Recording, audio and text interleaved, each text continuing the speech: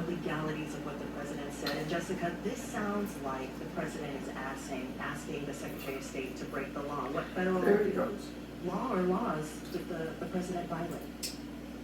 It certainly does sound like that, I think, because likely that's exactly what he's doing. So one of the federal laws that we're looking at here is essentially a law that says if it's a crime if any person knowingly and willfully tries to deprive or defraud the residents of a state, here Georgia, from a fair and impartially conducted election process.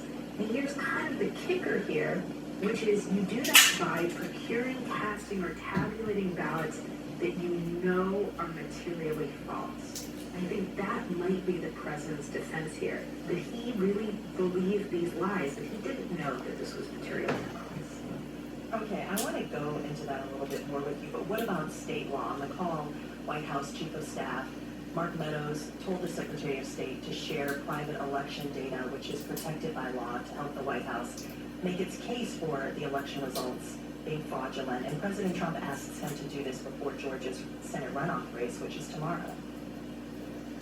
Yeah, I think that we're also looking at potential state criminal liability here, particularly criminal solicitation to commit election fraud. And that's important because if the president, this is a big if the president decides for the first time in our country's history to try and self-pardon, that would only cover federal crimes. It wouldn't cover potential state criminal exposure. Okay, enjoy the squirrel. So far, though, is saying that it's likely It's your only remaining nut for the day. Have a good chew. I know Keep that- on munching away. But I'm not sure I suspect that that's true. I know that the Biden administration has said that, what is exactly true, which is that it would be divisive, it would be wrenching to have a trial against the former president of the United States. On the other hand, if we are a country who cares about the rule of law, if this new administration cares about the rule of law, if state prosecutors care about the rule of law, then you don't look the other way for a potential criminal violation just because we're all politically exhausted, just because it would be wrenching. If you see a violation, then you take it to the No, that's all. And so You're not getting another one. I'm 100% convinced that we will not see charges brought up here. You're on the not a day plan. involving the federal law violation, the possible violation. It doesn't matter if you push your nose against the What screen. recourse could he have if any charges were brought up? Doesn't matter how big your smile.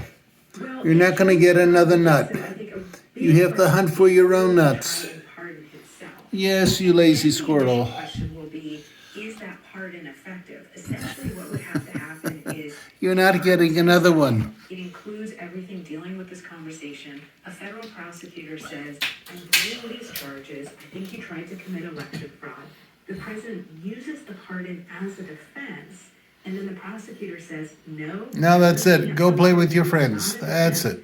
And that sets up the question as to whether or not the president can self-pardon.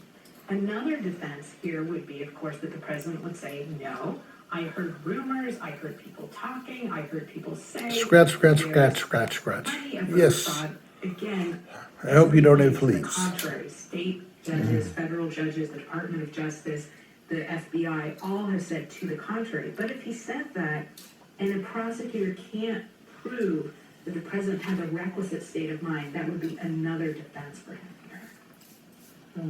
There's so much to unpack here. I have less than. No matter how much you wag your tail, one nut a day.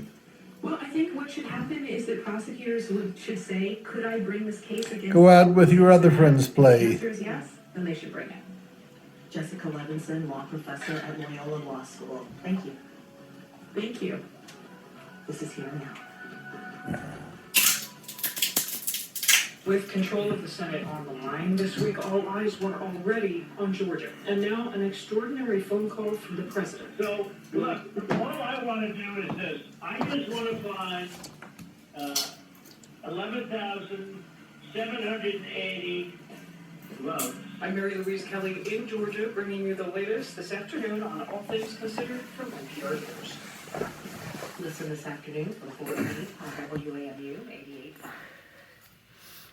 What a nice squirrel you are. But you're not getting another nut. Prime Minister Boris Johnson. That's the nut limit.